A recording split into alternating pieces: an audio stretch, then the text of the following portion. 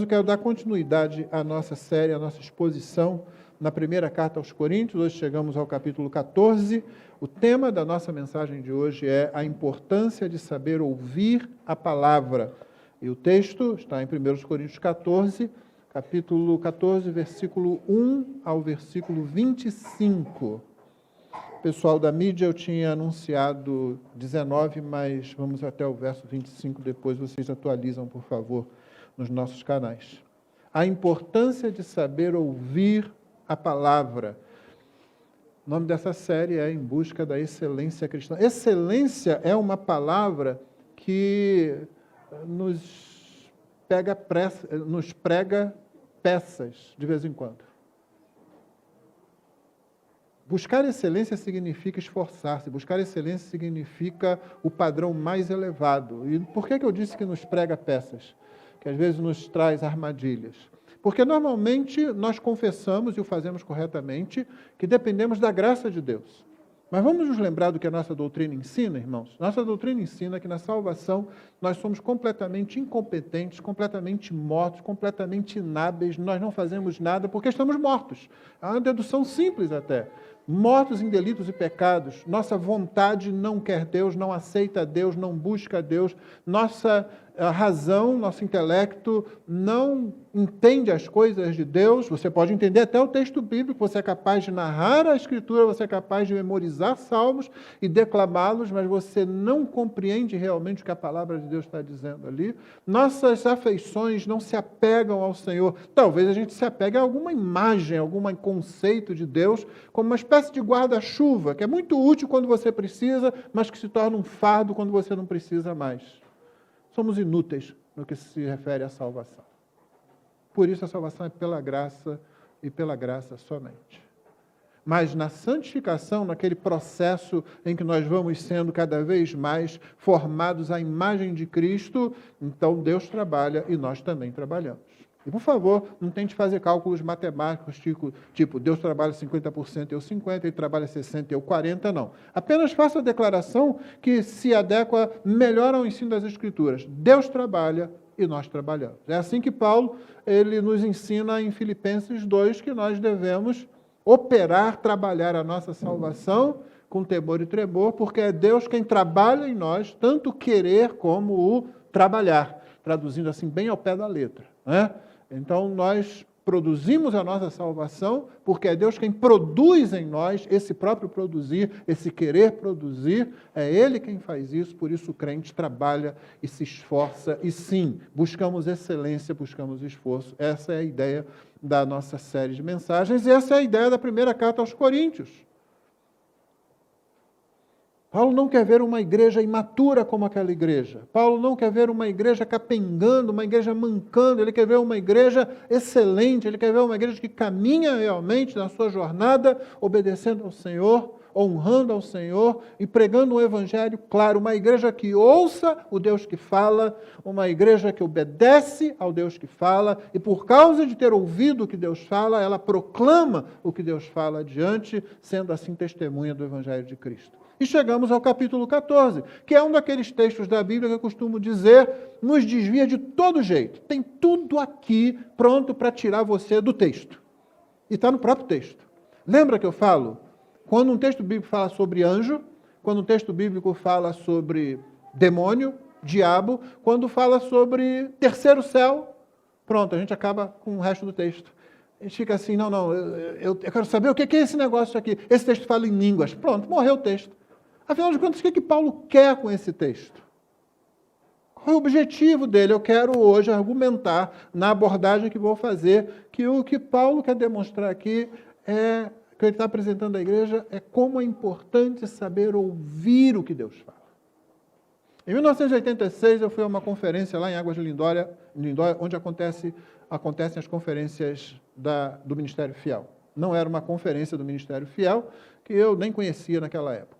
Quando eu cheguei lá, para uma das reuniões, a editora Fiel, então editora Fiel, isso era basicamente editora, tinha colocado um livreto, um pequeno livro sobre cada assento, para cada pastor que estivesse ali presente. E naturalmente você sabe que se tem uma coisa que é como uma isca para qualquer pastor, é livro grátis. livro pago já é um problema. As esposas de pastores sabem disso. Mariana, se acostume, porque não tem jeito, né? O marido vai fazer escondido, né? Daqui a pouco você vai achar assim, descobrir um monte de livro teológico debaixo da cama dele, né? Livro grátis, então, aí que é um problema mesmo. Então, como está lá um livro grátis, né? Peguei o livro. E o livro era um prefácio. Era um livreto, na verdade, um pequeno livro, era um prefácio. Na Inglaterra fizeram uma nova edição de um livro de um puritano muito conhecido, um teólogo chamado John Owen. O livro dele, como um livro da época dele, tem um nome grande, era A Morte da Morte na Morte de Cristo. E tinha mais alguma coisa, tá? Estou voltando para o tema principal. E era o ensino e uma defesa da expiação limitada, ou seja, o conceito de que é o que nós cremos aqui em nossa igreja, Cristo morreu somente pelos seus eleitos. E a morte de Cristo pode salvar 30 universos, mas ele morreu pelos seus eleitos. E convidaram um teólogo já falecido, um teólogo britânico também, que atuou muito tempo no Canadá, chamado James Packer, para que ele escrevesse o prefácio dessa nova edição, que estava atualizando o inglês para um inglês mais contemporâneo. E Packer escreveu um prefácio que tinha o título de O Antigo Evangelho, que foi o livreto que a editora Fiel lançou. Eu peguei aquele livro, como um bom pastor que gosta de livros, e principalmente de livros grátis, né? E era um livreto, e eu me lembro que eu levei para o quarto, e eu comecei a ler, e quando eu comecei a ler, logo na primeira página, Packer fez menção à predestinação e à eleição. E foi suficiente, então, para eu fechar o livreto, colocar na mala, e depois que voltou para casa, ele foi para a estante. E ficou ali na estante. Eu volto a essa história do final do sermão, mas eu quero que você guarde isso aí. Pense sobre essa circunstância um pouco, e você vai entender o que ela tem com o nosso texto. Que eu passo a ler agora, 1 Coríntios 14, de 1 a 25. Paulo havia falado sobre o amor, não é? O âmago da excelência da vida cristã, você já aprendeu isso? É o serviço que a gente presta, e que Paulo chama de amor nesse capítulo 13. E agora ele continua dizendo, sigam o amor e procurem com zelo os dons espirituais, principalmente o de profetizar, pois quem fala em línguas não fala para as pessoas, mas fala para Deus. Ninguém o entende, pois por meio do Espírito fala mistérios. Mas o que profetiza fala para as pessoas, edificando, exortando e consolando. O que fala em línguas, a si mesmo edifica, mas o que profetiza, edifica a igreja. Eu quero que vocês todos falem em línguas, mas muito mais que profetizem. Pois quem profetiza é superior ao que fala em línguas, a não ser que as interprete para que a igreja receba edificação. Agora, irmãos, se eu for até aí falando em línguas, que proveito vocês terão se eu não falar por meio de revelação, de conhecimento, de profecia ou de doutrina? É assim com instrumentos inanimados, como a flauta ou a harpa, quando emitem sons. Se não emitirem sons bem distintos, como se poderá reconhecer o que se toca na flauta ou na harpa? Pois também se a trombeta der som incerto, quem se preparará para a batalha? Assim também vocês, se com a língua não disserem palavra compreensível, como se entenderá o que é dito? Porque vocês estarão como que falando ao vento. Há sem dúvida muitos tipos de vozes no mundo e nenhuma delas é sem significado. Mas se eu não entender o significado da voz, serei estrangeiro para aquele que fala, e ele será estrangeiro para mim. Assim também vocês, visto que desejam dons espirituais, procurem progredir para a edificação da igreja. Por isso, quem fala em línguas, ore para que as possa interpretar. Porque se eu orar em línguas, o meu espírito de fato ora, mas a minha mente fica infrutífera. Que farei então? Vou orar com o espírito, mas também vou orar com a mente. Vou cantar com o espírito, mas também vou cantar com a mente. Se você louvar apenas em espírito, como o não instruído poderá dizer o amém depois da oração de agradecimento que você fez? Porque ele não entende o que você diz. A sua oração de agradecimento pode ser muito boa, mas o outro não é edificado. Dou graças a Deus porque falo em línguas mais do que todos vocês. Contudo, na igreja prefiro falar 5 palavras com o meu entendimento para instruir os outros do que falar 10.000 palavras em línguas. Irmãos, não sejam meninos no entendimento. Quanto à maldade, sim, sejam crianças. Mas quanto ao entendimento, sejam pessoas maduras. Na lei está escrito, falarei, alguém fala línguas, se quer falar em línguas, ele fortalece a igreja. Isso é profecia. Mas aí a gente olha a profecia no texto, não, a profecia é o que eu vi numa igreja que o sujeito se levantou e disse, eis que, porque parece que isso abre a porta para tudo, né? Parece que o eis que te digo, né? Parece que é o equivalente a assim diz o Senhor do Antigo Testamento. Só que não é. Eis que digo, irmã, casa com o varão que ele é do Senhor. Aí, isso já aconteceu, não estou falando em tese, não. Isso já aconteceu em família. A igreja é fundada em cima do ministério dos profetas e dos apóstolos, e ele se refere aqui aos profetas do Novo Testamento. Quem eram os profetas do Novo Testamento? Eles eram um dom dado por Deus à igreja, enquanto a palavra de Deus não estava completa. Por que isso? É muito simples, a gente complica coisas simples. Quantos apóstolos Jesus tinha? 12. Quantos morreram logo de começo? 1, Judas, que se suicidou. Como é que foi feito depois para continuar com esse grupo? Entrou Matias, logo no início do livro de Atos, né? Quantos apóstolos mais foram unidos aí pelo chamado específico de Jesus? Você tem outros, o meio-irmão de Jesus, Tiago, a quem Jesus apareceu depois da ressurreição, o apóstolo Paulo, que Jesus interceptou no caminho para Damasco e chamou ele para o apostolado. De qualquer forma, irmãos, você tem um número reduzido de apóstolos, e logo após o martírio de Estevão, no livro de Atos, lá no começo do livro de Atos, logo após, capítulo 7, os crentes saem pregando, igrejas são constituídas, não tem um apóstolo para cada uma delas. Não tem. E os apóstolos são os únicos que têm a autoridade dada por Jesus para passar o ensino de Jesus. E aí o que acontece? O Senhor provê a igreja. Paulo, por exemplo, ele vai naquelas igrejas, fortalece, ele planta outras igrejas e ali Deus levanta profetas. E esses profetas, é um dom de Deus, o que eles fazem? Eles continuam ensinando a igreja e eles recebem revelação para aplicar o ensino apostólico. Eles não recebem novo ensino, eles recebem revelação, mesmo quando é revelação direta, eles recebem em cima do ensino apostólico, de sorte que o teste para ver se uma igreja é realmente igreja cristã no período do Novo Testamento, é se o ensino que está naquela igreja local é um ensino que está alinhado com o ensino dos apóstolos. Esse é o teste. É por isso que Paulo vai dizer, na sequência, que será a próxima mensagem desse texto, ele vai dizer, quando um profeta falar na igreja, fala 2 ou 3 no máximo, se receber revelação, e os outros profetas que estão presentes vão julgar. Julgar com base em quê? Com base no que os apóstolos disseram, com base na escritura do Antigo Testamento. Até que o cânon seja formado, até que ele seja estabelecido, que não foi feito por Constantino, não foi feito por algum grupo que decidiu. Os concílios simplesmente reconheceram o que a igreja usava, e isso foi um processo complexo, um processo longo, mas finalmente se reconheceram os livros que você tem aí na sua Bíblia, os que foram adicionados, foi um outro processo já fora da direção do Espírito Santo. Então o profeta faz isso, mas hoje você olha aqui, não, profecia é quando alguém levanta e fala o tal do eis que te digo. A mesma coisa no versículo 2, Paulo diz, fala a Deus, não é?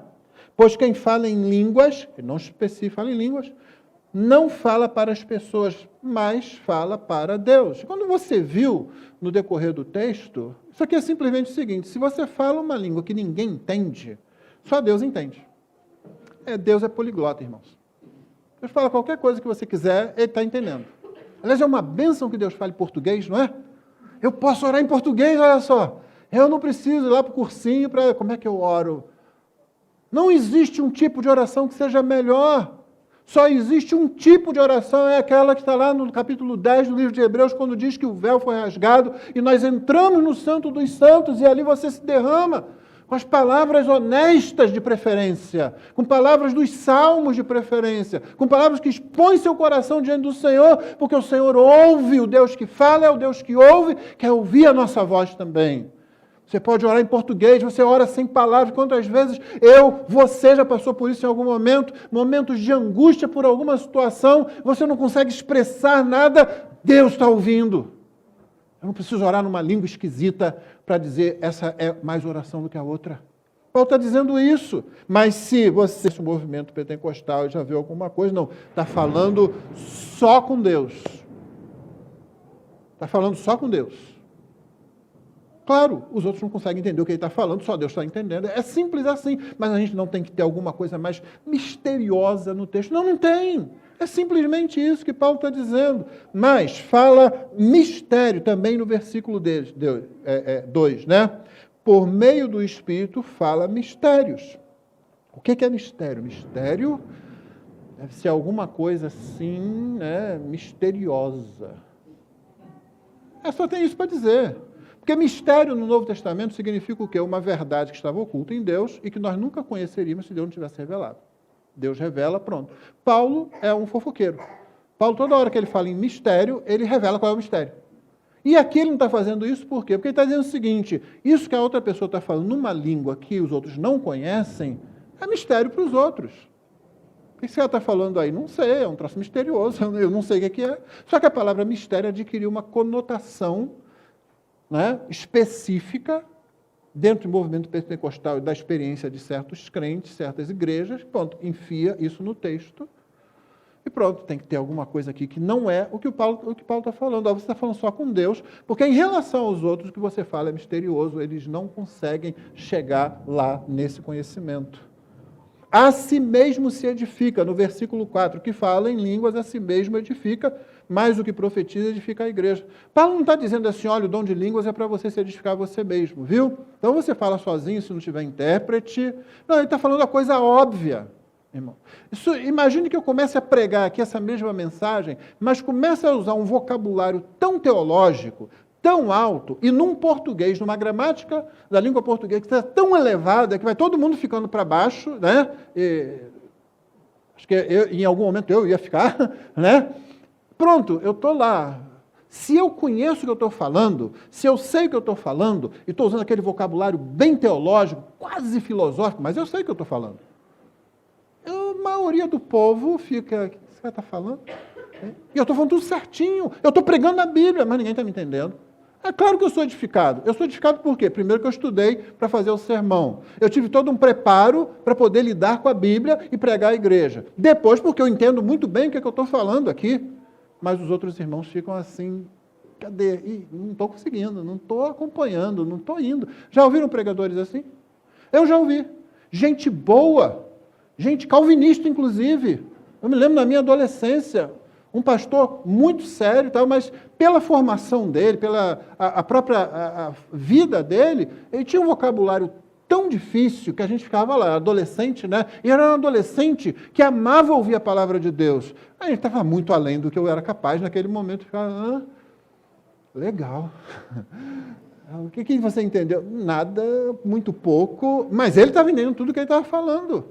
Entendeu? Ele é edificado no processo, na própria pregação. Eu sou abençoado quando eu prego para os irmãos, no processo e no próprio ato de pregação. De vez em quando eu estou aqui, gente, eu não tinha pensado nisso antes, isso veio agora, na medida que eu olhei para essa palavra. Fica aqui no pensamento, tá? Eu nem passo às vezes. Então, sim, a pessoa edifica a si mesma. Paulo não está dizendo que dom de línguas ou que qualquer dom é para edificação individual. Todas as vezes Paulo diz edificação da igreja, edificação do outros. Dons são dados à igreja para isso. E se não é usado para isso, é melhor não acontecer na igreja. E ele diz isso do dom de línguas. Melhor ficar em silêncio. Fale só com você e Deus. Pronto. Tá? Faça só isso. 6, o sexto ponto aqui, o que nos dificulta? Outra expressão, orar em espírito, que está no versículo 13. Aliás, esse texto de 13 e do 14 a 19 deixa todo mundo assim meio, né? Porque diz assim, por isso, quem fala em espírito, ore para que as possa interpretar. Porque se eu orar em línguas, estou lendo o verso 14, o meu espírito de fato ora, mas a minha mente fica infrutífera. Que farei então? Esse é o caso da pessoa que ela está falando em línguas, mas ela mesmo não sabe o que está dizendo. Nós vamos tentar explicar como isso acontece. Vou orar com o espírito, mas também vou orar com a mente. O que acontece aqui, irmãos? Novamente, é aquele conceito que você já viu em algum lugar e você traz para o texto. O que pode estar acontecendo aqui com uma pessoa que ora, mas ela mesma não entende o que está acontecendo? Primeiro que isso não faz o menor sentido dentro de quando você pensa todo o evangelho. O que é isso que está acontecendo com essa pessoa? Em que ela é edificada em espírito, mas não na mente. Paulo não está fazendo uma dicotomia, uma divisão aqui com mente e espírito, não. Note que ele usa a palavra mente e ele usa ela em coordenação com a palavra entendimento. Por exemplo, ele vai continuar dizendo, se você louvar apenas em espírito, como... Note a colocação dele no verso 16. Se você louvar apenas em espírito, como o não instruído... Peraí. Se orar em espírito é algum estado espiritual, sabe, elevado, que nem a mente da própria pessoa compreende, por que Paulo então não argumentou da seguinte forma? Se você louvar apenas em espírito, o não espiritual, o não maduro na fé, aquele que tem intimidade com Deus, porque para muita gente orar em espírito é aquele cara, é aquela irmã que tem aquela intimidade com Deus, né? Por que Paulo não argumenta assim, olha, os que não têm essa intimidade, essa espiritualidade, não vão entender nada se você orar em espírito. Só que Paulo não faz isso. Paulo trabalha com instrução, com entendimento, com ensino. Qual é o argumento dele? Se louvar apenas em espírito, como não instruído, poderá dizer o amém depois da oração de agradecimento que você fez. E para que a gente não discuta isso, ele desenha para a gente. Porque ele não entende o que você diz. Entendeu? Ele não está entendendo as palavras que você está dizendo. Não é questão de espiritualidade, não. Ele não entende. A sua oração de agradecimento pode ser muito boa, mas o outro não é edificado. Ele não diz, esse outro, em nenhum lugar no Novo Testamento você vai achar Paulo falando isso. Esse outro devia crescer para ele poder então ser edificado. Não, é o contrário que Paulo ensina sempre. O Espírito Santo está ensinando sempre isso. Você instrui a igreja desde o começo, desde aquela criancinha em Cristo, para que ela vá crescendo e amadurecendo. Você instrui, você ensina aquela pessoa que já tem o Espírito Santo para que ela cresça. Como? Instruindo o entendimento dela. E Paulo deixa isso cada vez mais claro. Dou graças a Deus, verso 18, porque falo em línguas, e note, ele está falando línguas humanas. É isso que ele está falando. Aliás, todo o texto dele, a única coisa que você pode realmente argumentar é que Paulo está falando em línguas humanas. Inclusive, a palavra que ele usa em grego aqui, glossa, é a mesma que Lucas usa em Atos 2, quando ele diz que os discípulos falaram em línguas de outros povos. Línguas humanas, que os discípulos não conheciam. Foi milagre. Não, ninguém nega o milagre, entendeu? Ninguém está negando o milagre. Mas eram línguas que outros povos falavam. Paulo usa a mesma palavra aqui, e é isso que ele está dizendo para esse pessoal. Eu dou graças a Deus, porque falo em línguas mais do que todos vocês. Contudo, na igreja, prefiro falar 5 palavras com o meu entendimento. É Paulo? Se você raciocinar que falar em espírito, orar em espírito é aquele negócio espiritual, misterioso, né? Só para alguns iniciados, você vai dizer, Paulo, não é melhor orar em espírito e falar em espírito? Paulo diz, não é melhor falar com entendimento. Não, por que nós somos tão desconfiados do cérebro que Deus nos deu? Foi Ele que fez o nosso cérebro. E amar a Deus com entendimento é a ordem do próprio Senhor Jesus Cristo. E é interessante que em todas as outras áreas da nossa vida, nós não queremos confusão, nós queremos clareza. Quando chega na igreja, tem às vezes pessoas querendo a confusão e não a clareza. Querendo o que é estranho e não a coisa clara. E Paulo está dizendo para a gente, contudo, eu prefiro falar 5 palavras com o meu entendimento para instruir os outros do que falar 10.000 palavras em línguas, que ninguém vai entender. Irmãos, e aí ele fala, sejam meninos não sejam meninos no entendimento. Você viu como instruir, entendimento, são palavras que aparecem algumas vezes nesse texto? É disso que Paulo está falando. As pessoas estão falando numa linguagem, em Corinto, seja lá o que for, como isso se manifeste. Acho que os outros estão assim, o que esse cara está falando? O que essa irmã está falando? Não estou entendendo o que essa pessoa está falando. E em nenhum momento Paulo, ele vai dizer para o outro, meu irmão, para de falar isso que você está falando aí, fala na língua do povo, na língua que o povo entende, para o outro ser instruído. É isso que você tem que fazer. Um terceiro ponto, além do ressignificado das palavras, é o desprezo pela razão que eu mencionei há pouco, né? Supervalorização das emoções. E isso em franco desprezo ao versículo 20 que eu comecei a ler. Irmãos, não sejam meninos no entendimento. Não sejam meninos no entendimento.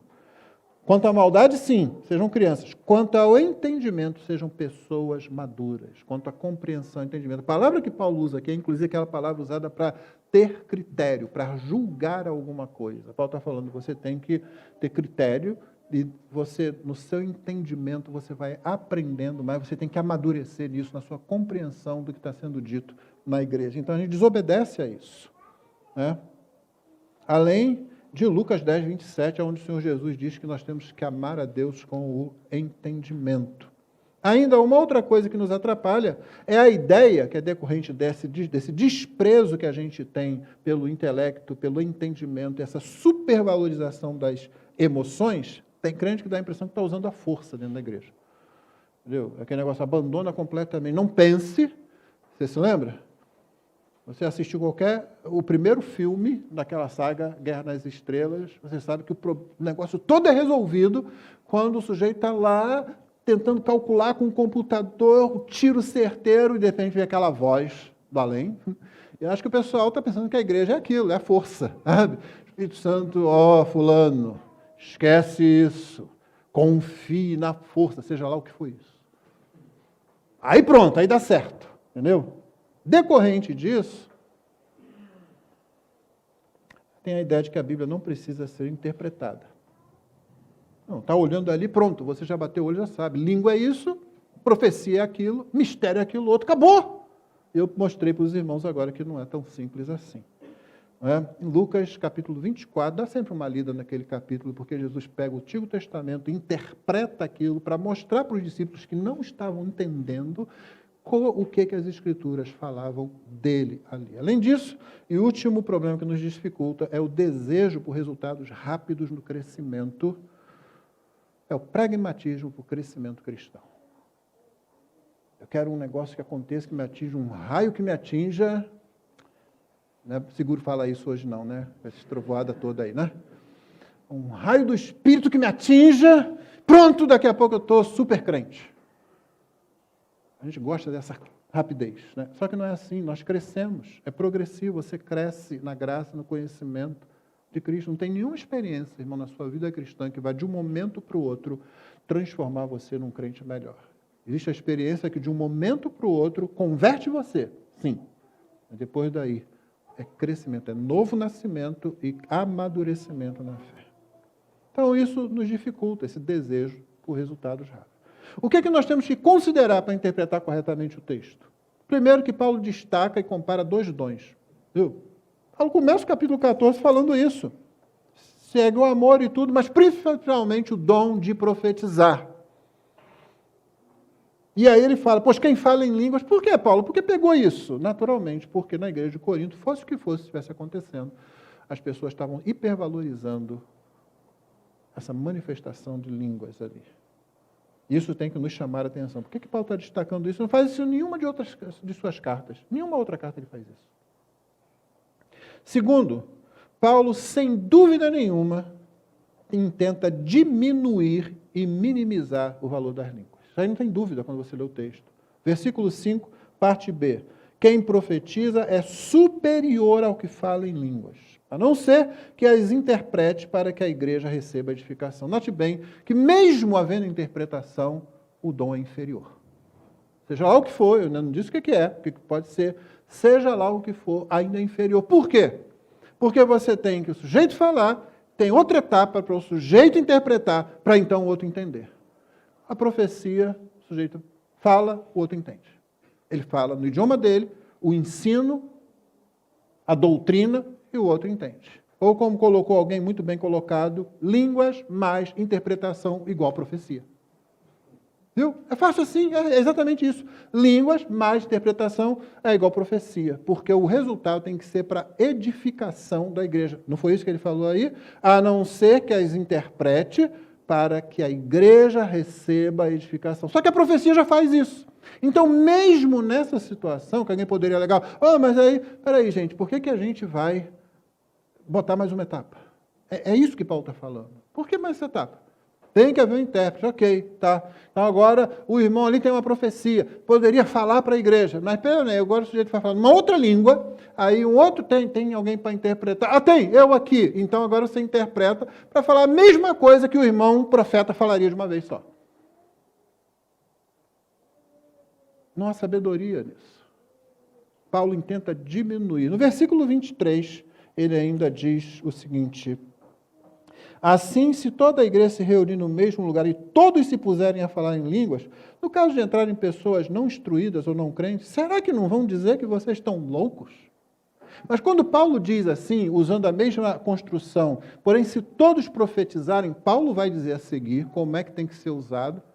Línguas, 3 no máximo, e se houver interpretação. Profetas, 3 no máximo, e os outros profetas vão julgar. Ele vai estabelecer isso. Mas agora em que ele coloca as duas coisas em pé de igualdade na forma de acontecer, se todos falarem em língua, confusão, e vão dizer, essa igreja é maluca. O pessoal é doido. Profecia, todos estão profetizando. Não, o que acontece? Porém, se todos profetizarem, verso 14... e entrar ali um não crente ou não instruído, ele será convertido por todos e julgado por todos. Você já sabe que não vai falar todo mundo ao mesmo tempo, como eu disse, ele vai mostrar como isso tem que ser usado. O que ele está dizendo é o seguinte: aparece o sujeito falando língua, ninguém entende nada, gente, coisa louca aqui, que troço é esse, gente? Não sai testemunho para nada, pode ser rio de escândalo. É Paulo que está dizendo, não sou eu. Não tem outra forma de você entender esse versículo. E dentro do contexto dele. Agora, se a profecia, ele pode ser convertido. Essa pessoa pode ser convertida. Terceiro, é impossível saber com precisão, como eu acho que você já percebeu, o que acontecia em Corinto. Por uma razão muito simples. Paulo simplesmente não perde tempo com isso. Ele não perde, ele não diz como acontece. Você notou? Ou você leva para o texto, você só tem duas opções. Ou você leva para o texto algo da sua experiência, você viu em algum lugar acontecer, ou você deixa o texto falar e você vai ter que dizer, eu não sei o que acontecia ali. Eu posso supor o que acontecia ali, mas eu não sei o que acontecia ali. Porque simplesmente Paulo não perde tempo com isso. Nenhum, dizendo. O dom de língua é assim que acontece. Ó. E se você notou bem, ele está falando que quando acontece línguas na igreja, é algo que deveria ser para instrução. Tem que ser traduzido para que haja entendimento, para que haja instrução, para que haja edificação. É isso, esse é o ciclo. Quer usar línguas? Então tá, fala em língua, interpreta, doutrina, edificação. É isso aí que tem que acontecer. Não é nada de alguma coisa misteriosa que ninguém sabe, não, é doutrina. Ele deixa isso bem claro.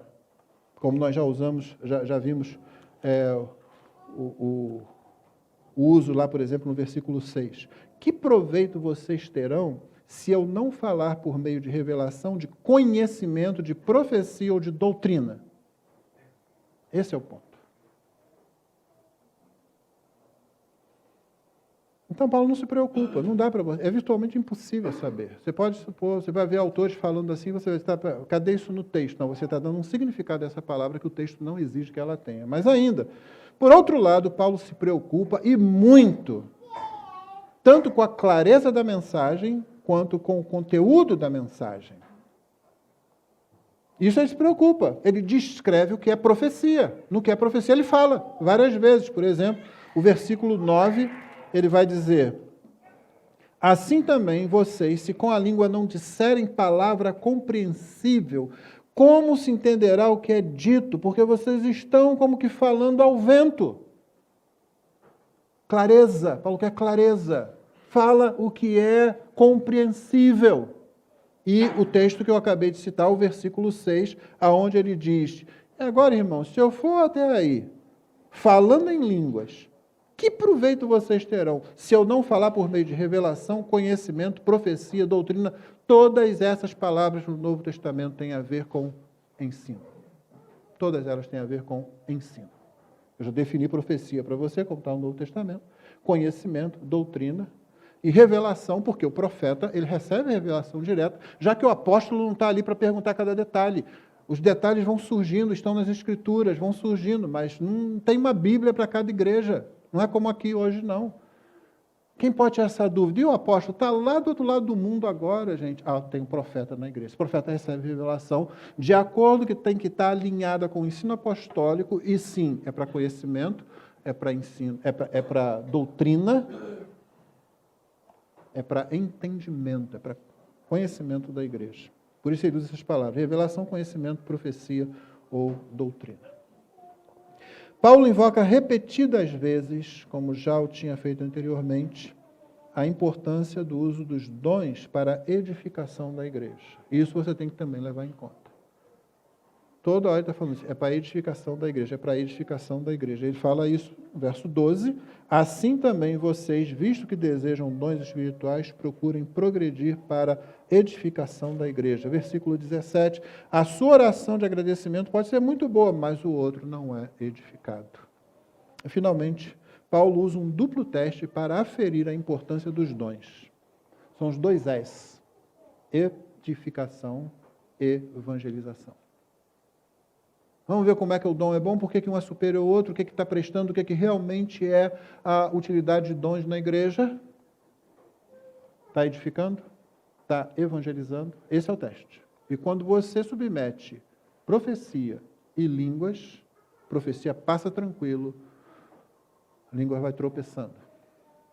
Línguas, como Paulo se refere a sem qualificar, do jeito que está acontecendo aqui em Corinto, ele diz, língua tropeça e fica muito aquém, deixa muito a desejar. Porque não edifica, a menos que haja interpretação, né, e que você tenha essas coisas em duas etapas ainda, e tem que ter um. Já pensou? Não tiver um profeta na igreja, mas tiver um sujeito falando em língua e não tiver intérprete? Tem uma revelação aqui, mas é em línguas. Tem intérprete? Não. Então, irmão, fica calado. Tem algum profeta? Não, hoje não veio profeta. E edificação? Não vai ter. Não dá para o irmão traduzir a sua... não sei. Você vai ver por que isso acontece. Né? Por que a pessoa não sabe. Evangelização, já vimos. Está todo mundo falando em língua? Confusão. Esse pessoal está louco. Esse pessoal está doido. Vou entrar nessa igreja. Não, isso é gente maluca. Está todo mundo profetizando? Pode haver conversão, pode haver o convencimento do pecado no coração. O que poderiam ser as línguas na igreja de Corinto? Eu vou parar por aqui, não vou levar. Você vai ter que voltar para o próximo capítulo, se quiser. Eu esperava poder completar isso, irmão, mas eu realmente não queria correr com esse tema. Porque eu sei que pode ter ficado na sua mente algumas dúvidas assim. O que você não pode fazer é o seguinte, dizer para mim, pastor está botando no texto que não tem no texto. Que é justamente isso que eu estou evitando fazer. Eu estou tomando o texto como ele está. Interpretando de acordo com toda a Escritura, com a primeira carta aos Coríntios e com o contexto dos capítulos 12 a 14, onde Paulo trata especialmente do culto dentro da igreja. Do culto que ele está tratando, você sabia disso? E a preocupação dele no capítulo 14 é o seguinte, Deus está falando, nós temos que ouvir. O que aconteceu comigo em 1986? Eu recebi aquele livreto, levei para casa, coloquei lá na estante, não foi? E ficou lá, no meio dos meus livros. Qual foi o problema aqui? O problema é o seguinte, alguém disse, um autor que eu não conhecia, James I. Packer, disse que Deus falou alguma coisa, o meu Deus, o meu rei, o meu Senhor, que havia me chamado para o ministério, ele falou alguma coisa, e alguma coisa que me soou extremamente estranho quando eu li. Agora, se alguém chega para você e diz assim, poxa, sua mãe falou isso assim, assim, você estranha aquilo, você diz, peraí, camarada, o que você está falando que minha mãe falou? Não é assim que a gente faz. Seu pai disse isso assim, assim, não, meu pai não fala isso, não. Mas vamos esclarecer isso, não. Você não vai sair por aí falando o que meu pai falou, o que minha mãe disse ou não disse. Não é assim que a gente faz, você fica indignado. Você diz que sua esposa falou isso, seu marido falou aquilo, seu filho disse, não, meu filho falou isso. Tem situações, quando realmente acontece, que você vai virar para aquele seu cônjuge, para o seu pai, para o seu filho, e vai dizer assim, nunca esperei isso de você. Só que você ficou indignado e você foi atrás. O que eu fiz? Disseram que o meu pai, o meu rei, o meu senhor, disse alguma coisa que eu achei muito estranho, esquisito, e eu simplesmente, tenho tempo para isso não. Joguei lá. Deus fala, você não ouve. Porque mesmo que não fosse Deus falando, mesmo que não fosse um intérprete fiel das Escrituras que estivesse escrevendo aquilo, eu deveria chegar lá, gente, eu preciso proteger o povo de Deus desse tipo de ensino que esse camarada está colocando nesse livreto. Alguém vai ler isso, vai cair nesse negócio. Foi aí que eu comecei a aprender realmente qual é a tarefa pastoral. Porque para mim, geralmente, era como eu tinha sido treinado e como eu tinha sido aprendido, pregar de manhã ensinando o pessoal o que ele pode fazer, o que eles podem fazer, o que eles não podem fazer, né? Como pode se vestir quando não deve se vestir, qual o corte de cabelo, qual a música que vai ouvir, e à noite terminar a mensagem dizendo quem quer aceitar Jesus vem à frente. Era isso. Não tem tempo para falar predestinação, camarada, pera lá, que isso, né? A reação correta seria, peraí, o que você está dizendo? Porque eu sei que essa palavra está na Bíblia, eu sabia disso. Como é que você se volta para uma palavra que está na Escritura, ou seja, para a voz de Deus, para aquilo que Deus falou, e diz, isso não é tão importante assim. Não, gente, eu não tenho tempo para isso, não. Eu estou evangelizando, eu estou pregando Jesus. E eu pregava um Jesus desfigurado, esse que é o problema. É importante saber ouvir. E é importante dar importância ao ouvir a voz de Deus. Eu peço que você esteja na próxima mensagem para a gente continuar o restante do capítulo.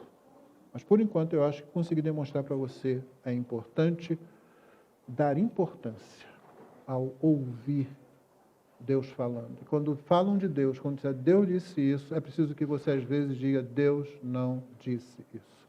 Porque é assim que o profeta começa. Assim diz o Senhor. Porém, é desse jeito que o diabo começa. É assim que Deus disse?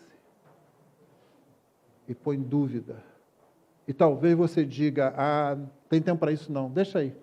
E aquela semente brota e começa a corroer a igreja, começa a corroer aquela pessoa que está dando atenção àquilo, começa a corroer aquela que talvez estivesse desenvolvendo algum interesse pelo Evangelho, mas você não tem tempo para isso, você não tem tempo, não. Estão falando que Deus disse isso, mas deixa para lá, não é tão importante assim. Meu irmão, quando Deus abre a boca, ou quando alguém diz que Deus disse isso ou aquilo, vamos ser mais como os crentes bereanos, que era o que eu devia ter feito naquela época? Espera aí, se Deus está falando, eu quero ouvir.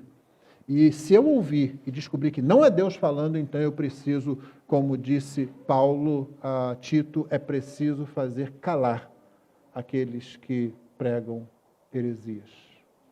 Se eu tivesse feito isso, talvez lá em 86, com seriedade, talvez tivesse acontecido o que aconteceu 9 anos depois. Quando eu ouvi a mesma situação, alguém apresentou um livro chamado Os Batistas e a Doutrina da Eleição, e aí talvez com um pouco de mais maturidade, espera lá, não, agora não. Agora eu vou pegar esse negócio. Peguei o livro para ler, vou contestar esse negócio aqui. E à medida que o autor, que hoje é um amigo meu, à medida que o autor foi colocando o seu estudo bíblico, o seu estudo histórico, e eu não conseguia responder aquilo, não conseguia responder aquilo. Só tinha 2 coisas para eu fazer. Ou eu persistia no orgulho, ou eu me humilhava e recebia o que Deus estava falando. Aí sabe o que aconteceu? Terminei de ler aquele livro, fui lá na estante e peguei o livreto. Como diz um amigo, o Jonas Madureira, é o livro para envergonhar, né? Você pega aí... Por que eu não li isso antes com a atenção que eu devia dar? Meu irmão, dê ouvidos à voz de Deus e dê importância a ouvir a voz de Deus. Vamos ficar de pé? Nós vamos orar e vamos encerrar com cantando um hino e depois a oração silenciosa. Pai querido, ajuda-nos a nos importarmos com tudo que diz respeito à Tua palavra, com o que dizem que o Senhor está falando, principalmente quando a Tua palavra é pregada com fidelidade, Senhor. Ajuda-nos a nos sujeitar à pregação, à mensagem, a nos submeter à Tua palavra, para que sejamos edificados. Faz de cada homem, cada mulher que constitui esta igreja local, um edificador de igreja, Senhor Deus. Alguém que se coloca ao trabalho, ao serviço dos seus irmãos, para a edificação no Evangelho da graça de Cristo, e é em nome de Jesus que nós oramos. Amém.